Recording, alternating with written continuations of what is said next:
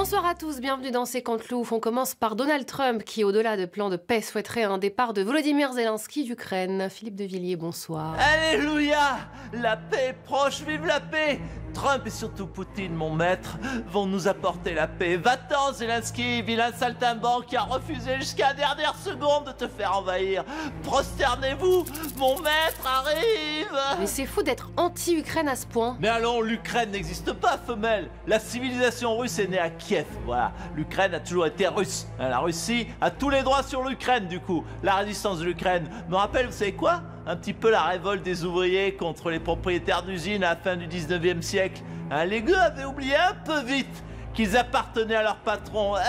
Mais le peuple ukrainien a envie d'être souverain sur sa terre. Vous aussi, vous êtes souverainiste. Les Ukrainiens pensent comme vous, en fait. Attendez, les Russes aussi sont souverainistes. Ils sont même encore plus souverainistes que les Ukrainiens. Parce qu'ils veulent être souverains sur les terres des autres.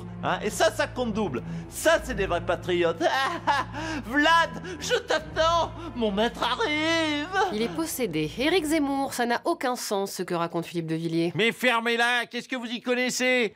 Vivant que les Russes nous envahissent, qu'on soit peinards entre patriotes souverainistes. Effectivement, ils sont très patriotes. Jean-Michel Apathy, lui, a décidé de quitter définitivement RTL alors qu'il avait été mis à pied par la station. Jean-Michel Apathy, bonsoir. Mais RTL, c'est une radio de yeuve. Je m'embalègue de cette radio pourrave. Moi, je suis un Jones, de chez Quotidien. Je mets des Stan Smith et j'écoute Damso. Wesh. Merci, Servane. C'est pas vraiment des Stan Smith, hein.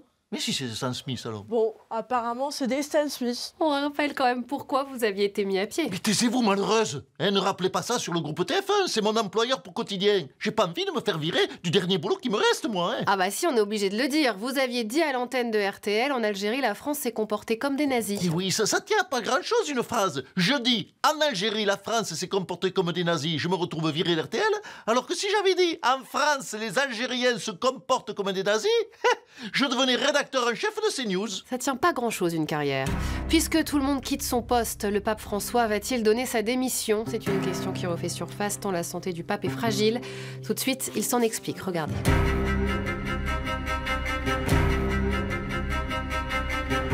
Pape François, bonsoir. Déjà, est-ce que vous allez mieux? Oh non, je pars, je vois la lumière blanche. Oh merci, sœur Marie. Oui, mais l'hôpital a dit que vous n'étiez plus en danger, je comprends pas. Mais non, en vrai, ça va. Mais j'en rajoute pour pouvoir me barrer. J'en ai plein le dos du métier de pape. Toutes les semaines, je dois planquer des pédophiles, faire semblant que Dieu m'a parlé, promettre des trucs qui n'arriveront jamais. J'ai envie de me barrer, voilà. Donc vous pourriez démissionner? J'aimerais bien, mais c'est compliqué. Dans n'importe quelle entreprise, pour sa démission, il faut aller voir son N+1. Seulement moi, justement, mon N+1. Ça fait 2000 ans qu'il n'est pas venu au bureau. Alors à qui je donne madame 2000 ans d'absence, perso, c'est un motif de licenciement. Pour parler de la politique migratoire de Donald Trump, Éric Ciotti est notre invité ce soir. Éric Ciotti, bonsoir. Alors chez Donald Trump, il y a les grosses mesures chocs dont tout le monde parle, comme l'augmentation des droits de douane.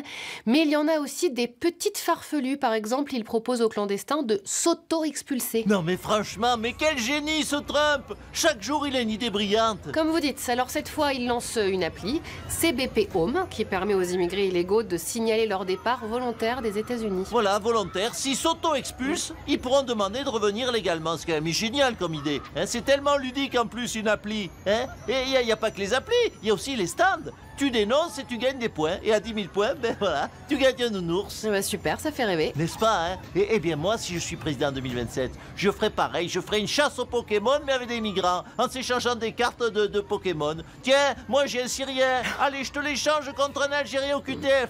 Oh, franchement, il me tarde. Merci Donald de nous montrer la voie. Bon bah merci Éric Ciotti, auto-expulsez-vous de cette émission. J'aime bien quand vous me parlez mal. Je sais. Donald Trump, vous confirmez cette appli? Yes, c'est génial. Je demande aux étrangers de s'auto-expulser, je demande aux fonctionnaires de s'auto-virer et je demande aux Ukrainiens de s'auto-protéger. Avec toutes ces mesures géniales, tu sais quoi? J'économise un fric fou. Bientôt, je vais demander aux ouvriers de s'auto-payer. Et là, ce sera le monde parfait. Et toi, bébé, tu vas t'auto quoi? Là, je vais m'auto-critiquer. Je suis génial, je suis génial. Ce serait bien qu'il s'auto-soule.